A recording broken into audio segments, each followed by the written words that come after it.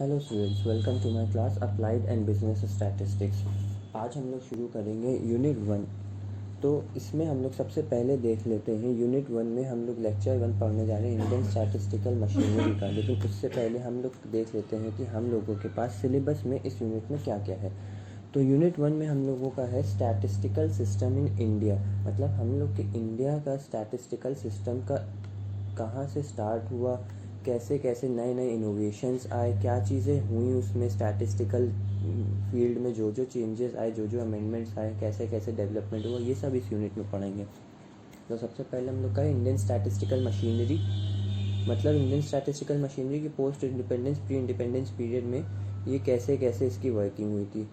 उसके बाद उसमें है फिर organisation at centre and state level. Organisation at centre मतलब कहाँ कहाँ पे स्टैटिस्टिकल की मिनिस्ट्रीज़ हैं। Organisation at central level, state level पे कौन कौन सी मिनिस्ट्रीज़ वर्क कर रही हैं, उनका क्या क्या फंक्शंस हैं, वो कैसे कैसे मैनेजमेंट हो रहा है, ये सब आएगा। फिर हम लोग का एक है जो स्टैटिस्टिकल ऑर्गेनाइजेशन है, जो यहाँ पे सबसे ज़्यादा चलती है, जो पॉपुलेशन सेंसस एंड ऑल करवाती है, वो है नेशनल सैम्पल सर्वे ऑर्गेनाइजेशन। हम लोग उसके फंक्शंस, टेक्निक्स, ये सब चीज़ें पढ़ेंगे। और लास्ट इस यूनिट का टॉपिक होगा हमारा national income statistics. National income statistics में हम लोग नेशनल इनकम पढ़ेंगे, एग्रीगेट्स ऑफ नेशनल इनकम पढ़ेंगे, कैसे हम लोग उन एग्रीगेट्स को निकालते हैं, फिर कौन कौन से मेथड्स होते हैं नेशनल इनकम को निकालने के लिए। तो हम लोग उसमें ये सब पढ़ेंगे। तो चलिए हम लोग स्टार्ट करते हैं अपना यूनिट 1 का पहला topic, that is the Indian statistical machinery, under which it comes the development of statistical system in India. कैसे इंडिया में स्टैटिस्टिकल सिस्टम आया। तो सबसे पहले हम लोग पढ़ते हैं प्री इंडिपेंडेंस पीरियड की। प्री इंडिपेंडेंस पीरियड में कैसे स्टैटिस्टिकल सिस्टम आया हमारे पास।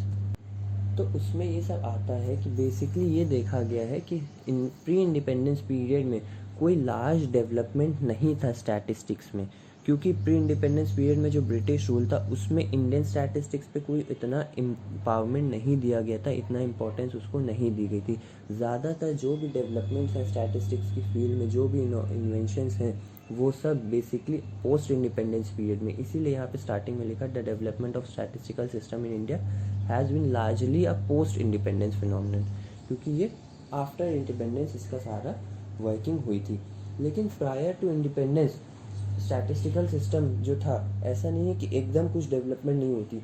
अनप्लैंड था, नॉन सिस्टमेटिक था, क्योंकि उसकी वजह से उनमें कोई, यहाँ पे कोई उसकी मैनेजमेंट नहीं थी।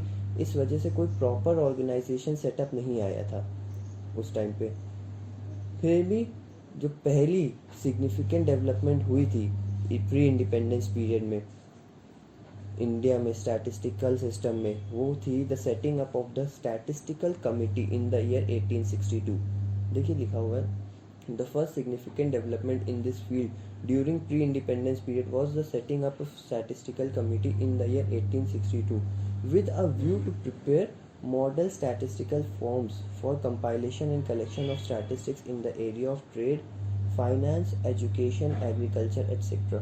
मतलब क्या था, ये जो स्टैटिस्टिकल कमेटी ये सेटअप हुई थी, इसका पर्पस था कि ये हम अपना जो स्टैटिस्टिकल डेटा है, पॉपुलेशन डेटा, ये सब चीज़ें हैं in terms of trade, finance, education, agriculture, her field का हम स्टैटिस्टिकल डेटा कलेक्ट करें और उसको एक जगह कंपाइल करें और उसको एक प्रॉपर प्रेजेंटेशन दें कि कैसे हम स्टैटिस्टिक्स को अपने वर्किंग कर सकते हैं। इसी के साथ साथ जब ये सब हम लोग का स्टैटिस्टिकल कमेटी बनी, उसके बेस पे हम स्टैटिस्टिकल डेटा को कलेक्ट करते रहे, कंपाइल करते रहे।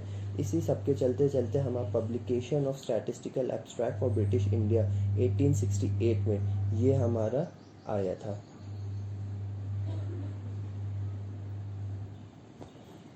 फिर उसके बाद ये देखा जाता है कि हम लोग के इंडिया में पहला पॉपुलेशन सेंसस कब कंडक्ट हुआ था।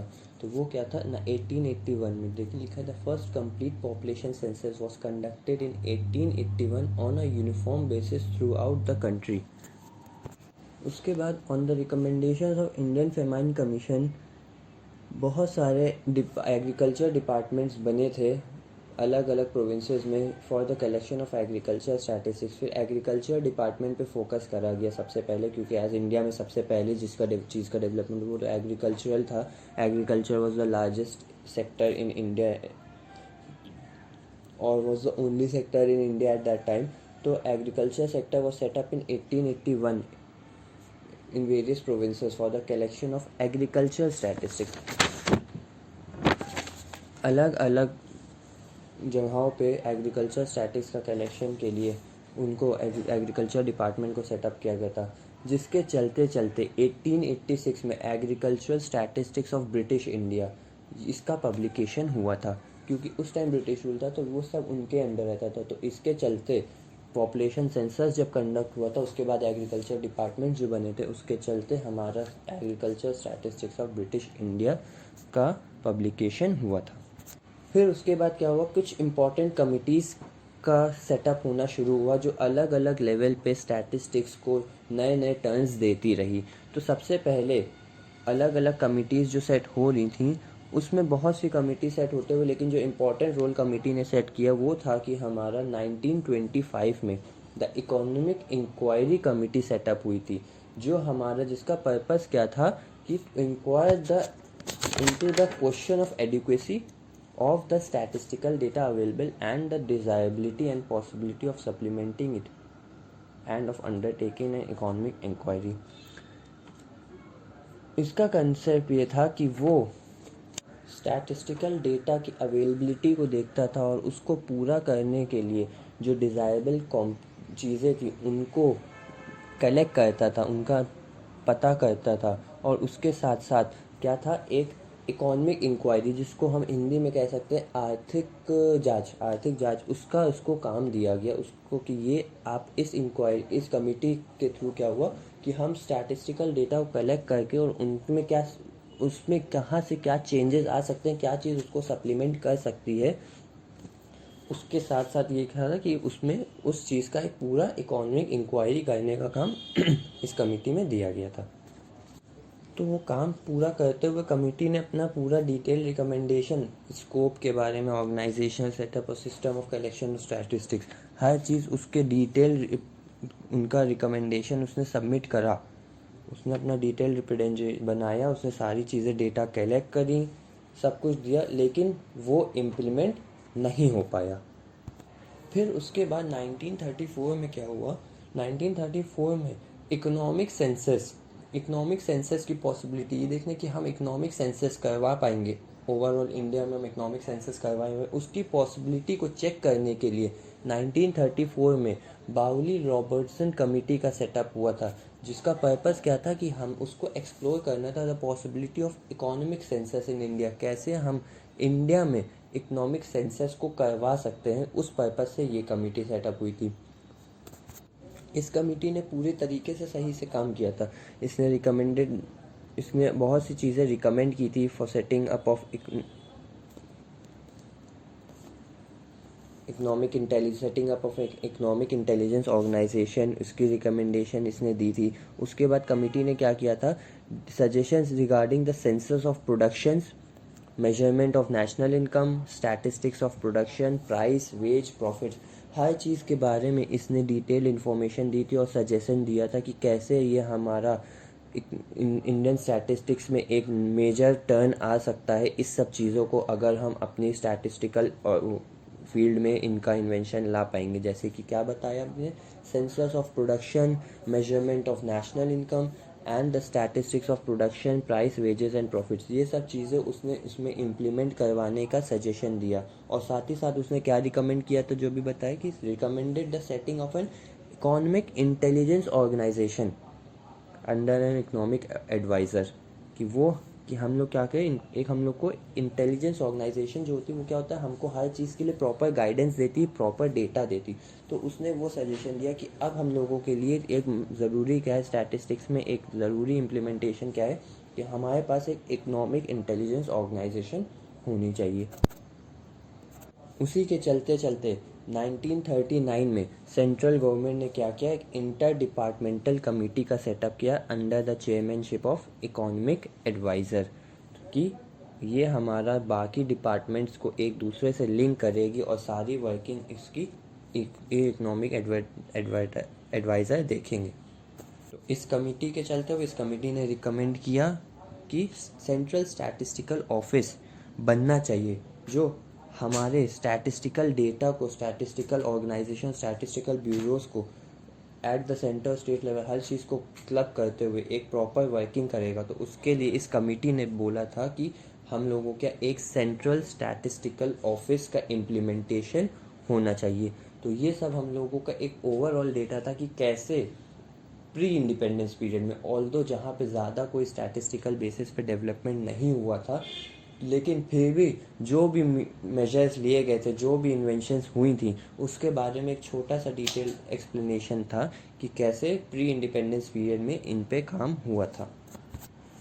अब हम लोग चलते हैं पोस्ट इंडिपेंडेंस पीरियड की तरफ। पोस्ट इंडिपेंडेंस पीरियड की तरफ से सारा मतलब जो मेजर वर्किंग थी वो स्टैटिस्टिक्स में जितने भी इम्प्रूवमेंट्स हुए थे, जितने भी इन्वेंशंस हुए थे, जितने भी डेवलपमेंट्स हुई थी, वो सब हमारा पोस्ट इंडिपेंडेंस मतलब आफ्टर इंडिपेंडेंस के टाइम पे हुआ था और बहुत अच्छे से हुआ था। मतलब एक मार्क्ड इम्प्रूवमेंट्स हुई थी हम लोग को कि एक नोटिफाइड ये था कि हाँ एक अच्छे लेवल पे इम्प्रूवमेंट्स और इन्वेंशंस हुए हैं स्टैटिस्टिकल फील्ड में। उसकी शुरुआत कहाँ से हुई थी? 1949 में प्रोफेसर पीसी महालनोबिस ने उनको नॉमिनेट किया गया था as an honorary statistical adviser to the cabinet. उनको इस काम के लिए एक स्टैटिस्टिकल एडवाइज़र के रूप में उनको एक्सेप्ट किया गया था, नॉमिनेट किया गया था, और उसी साल में सेंट्रल स्टैटिस्टिकल यूनिट का सेटअप हुआ था सेंट्रल कैबिनेट सेक्रेटेरिएट में, जिसके चलते हमारा सेंट्रल स्टैटिस्टिकल ऑर्गेनाइजेशन का डेवलपमेंट हुआ था 1951 में। तो ये है कि हम लोगों का सेंट्रल स्टैटिस्टिकल ऑर्गेनाइजेशन कब बना? 1951 में। उससे साल पहले 1950 में नेशनल सैम्पल सर्वे एक फैक्ट फाइंडिंग बॉडी थी, मल्टीपर्पज़ फैक्ट फाइंडिंग बॉडी थी, उसका सेटअप हुआ था नेशनल सैम्पल सर्वे का, जो एक तरीके से ओवरऑल सैम्पलिंग के लिए कब बनाई गई थी, वो 1950 बनाई गई थी। लेकिन सेंट्रल स्टैटिस्टिकल ऑर्गेनाइजेशन की इम्प्लीमेंटेशन के बाद उसमें जो चेंजेस आए, तो उस नेशनल सैम्पल सर्वे को जो एक सिर्फ फैक्ट फाइंडिंग बॉडी थी उसको रीऑर्गेनाइज्ड किया गया नेशनल सैम्पल सर्वे ऑर्गेनाइजेशन में, उसको एक ऑर्गेनाइजेशन में कन्वर्ट करा गया 1970 में। वो नेशनल सैम्पल सर्वे ऑर्गेनाइजेशन जो आज के टाइम पे सबसे ज़्यादा इफेक्टिव है और पूरे इंडिया में जो भी सैम्पलिंग होती है वो इस ऑर्गेनाइजेशन के अंडर पे वर्किंग चलती है। इसी के साथ साथ 1951 में इंडियन स्टैटिस्टिकल इंस्टीट्यूट को इंस्टीट्यूशन ऑफ नेशनल इम्पोर्टेंस के रूप में एक्सेप्ट किया गया था और उसको डिक्लेयर कर दिया गया था कि हमारा 59 में हुआ था। उसी के बाद क्या था, आफ्टर इंडिपेंडेंस जो भी था सारी मिनिस्ट्रीज़ का जो सेपरेट डिपार्टमेंटल सेटअप था वो हमारा अब शुरू हुआ था। मतलब सेंट्रल लेवल, स्टेट लेवल, अलग अलग टाइप की मिनिस्ट्रीज़ का सेटअप यहीं से शुरुआत हुआ था आफ्टर इंडिपेंडेंस से।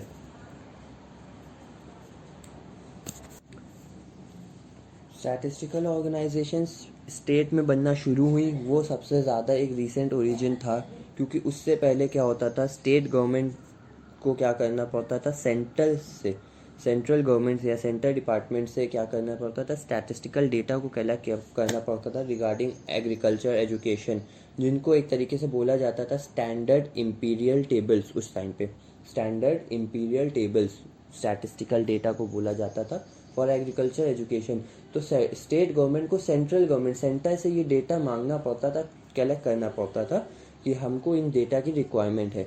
लेकिन स्टैटिस्टिकल ऑर्गेनाइजेशन जब स्टेट में सेटअप हुई तो ये हमारा इसके पास ये वर्किंग आ गई कि अब ये अपना डेटा खुद कलेक्ट कर सकता है और उस पर ये वर्किंग कर सकता है। तो 1947 तक के सिर्फ 3 ऐसी स्टेट्स थी जहां प्रॉपर स्टैटिस्टिकल ब्यूरोज का सेटअप हुआ था, जो अपनी स्टैटिस्टिकल एजेंसीज को एक्टिविटीज़ को कोऑर्डिनेट करते थे स्टेट लेवल पे और अल्टीमेटली अपना डेटा प्रोवाइड करते थे सेंट्रल लेवल पे। तो कौन सी 3 ऐसी स्टेट्स थी जहाँ पे प्रोवाइड हुआ था? वो था Uttar Pradesh, West Bengal and Bombay. In 3 states में प्रॉपर स्टैटिस्टिकल ब्यूरोज का सेटअप हुआ था, जो अपनी स्टैटिस्टिकल एजेंसीज जो स्टेट लेवल पे ऑपरेट हो रही हैं उनकी एक्टिविटीज़ को कोऑर्डिनेट करने के लिए ये हमारा सेटअप हुआ था।